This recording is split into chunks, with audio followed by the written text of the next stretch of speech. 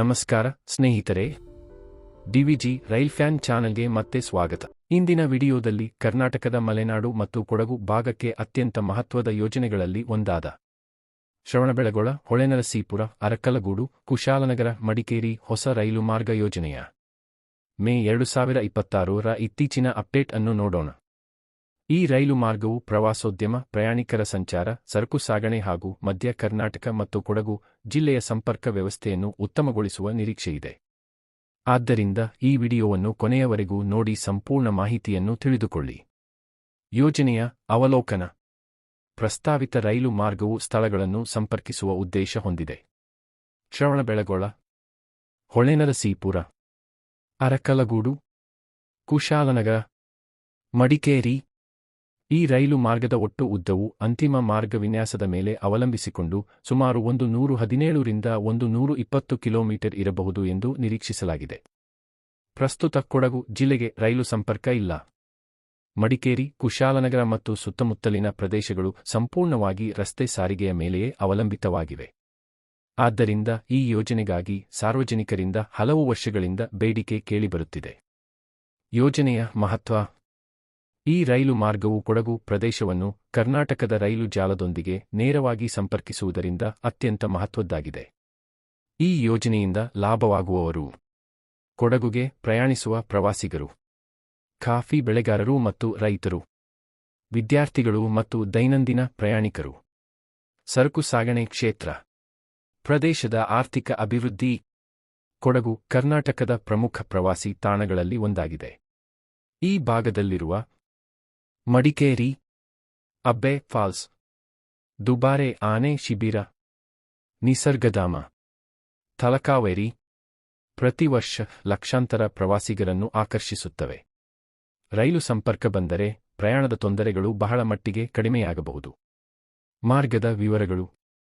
ಹಿಂದಿನ ಪ್ರಸ್ತಾವನೆಗಳು ಮತ್ತು ಚರ್ಚೆಗಳ ಪ್ರಕಾರ ಈ ರೈಲು ಮಾರ್ಗವು ಶ್ರವಣಬೆಳಗೊಳ ಅಥವಾ ಹೊಳೆನರಸೀಪುರ ಭಾಗದಿಂದ ಆರಂಭವಾಗಿ ಅರಕಲಗೂಡು ಹಾಗೂ ಕುಶಾಲನಗರ ಮಾರ್ಗವಾಗಿ ಮಡಿಕೇರಿಗೆ ತಲುಪುವ ಸಾಧ್ಯತೆಯಿದೆ. ಈ ಮಾರ್ಗವು ಅನೇಕ ಅರ್ಧನಗರ ಹಾಗೂ ಗ್ರಾಮೀಣ ಪ್ರದೇಶಗಳ ಮೂಲಕ ಹಾದುಹೋಗುವ ನಿರೀಕ್ಷೆಯಿದೆ.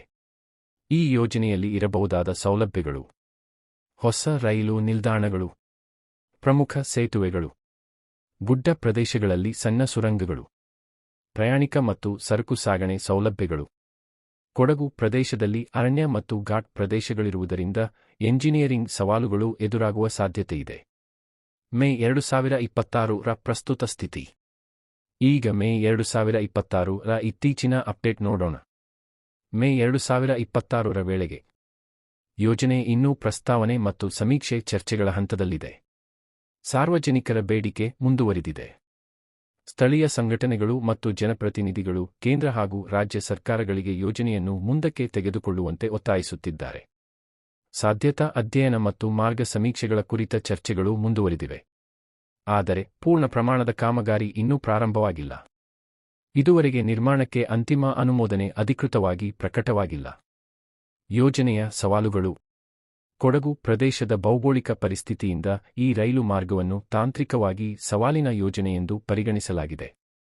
ಮುಖ್ಯ ಸವಾಲುಗಳು: ಅರಣ್ಯ ಭೂಮಿ ಅನುಮತಿ, ಗುಡ್ಡ ಪ್ರದೇಶ ಮತ್ತು ತೀವ್ರ ಏರುಬೀಳು, ಪರಿಸರ ಅನುಮೋದನೆಗಳು, ಹೆಚ್ಚಿನ ನಿರ್ಮಾಣ ವೆಚ್ಚ, ಭೂಸ್ವಾಧೀನ ಪ್ರಕ್ರಿಯೆ.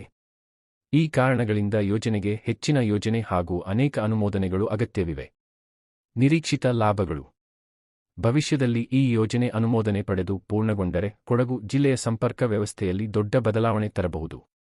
ಮುಖ್ಯ ಲಾಭಗಳು: ಬೆಂಗಳೂರು, ಮೈಸೂರು, ಹಾಸನ ಮತ್ತು ಮಂಗಳೂರು ಕಡೆ ವೇಗವಾದ ಪ್ರಯಾಣ.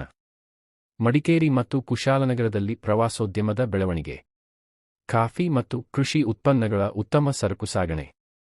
ಹೆದ್ದಾರಿಗಳ ಮೇಲಿನ ಒತ್ತಡ ಕಡಿಮೆಯಾಗುವುದು. ಹೊಸ ಆರ್ಥಿಕ ಅವಕಾಶಗಳು. ಈ ಯೋಜನೆ ಕರ್ನಾಟಕದ ಒಳನಾಡು ಭಾಗಗಳಿಂದ ಕೊಡಗು ಕಡೆ ಪ್ರಯಾಣಿಸುವ ಪ್ರಯಾಣಿಕರ ಸಮಯವನ್ನು ಕಡಿಮೆ ಮಾಡಬಹುದು.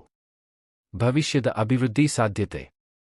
ರೈಲು ತಜ್ಞರ ಅಭಿಪ್ರಾಯದ ಪ್ರಕಾರ ಯೋಜನೆಗೆ ಅನುಮೋದನೆ ದೊರೆತರೆ ಭವಿಷ್ಯದಲ್ಲಿ ಕರ್ನಾಟಕದ ಇತರ ಪ್ರಮುಖ ರೈಲು ಮಾರ್ಗಗಳೊಂದಿಗೆ ಸಂಪರ್ಕಿಸುವ ಸಾಧ್ಯತೆಯೂ ಇದೆ. ಭವಿಷ್ಯದ ಪ್ರಾದೇಶಿಕ ಸಂಪರ್ಕ ಯೋಜನೆಗಳೊಂದಿಗೆ ಈ ಮಾರ್ಗವನ್ನು ಒಗ್ಗೂಡಿಸುವ ಬಗ್ಗೆ ಚರ್ಚೆಗಳೂ ನಡೆಯುತ್ತಿವೆ. ಆದರೆ ಪ್ರಸ್ತುತ ಮುಖ್ಯ ಗಮನ ಸಮೀಕ್ಷೆ, ಸಾಧ್ಯತಾ ಅಧ್ಯಯನ ಮತ್ತು ಸರ್ಕಾರದ ಅನುಮೋದನೆಗಳ ಮೇಲೆಯೇ ಇದೆ. ಸಮಾರೋಪ.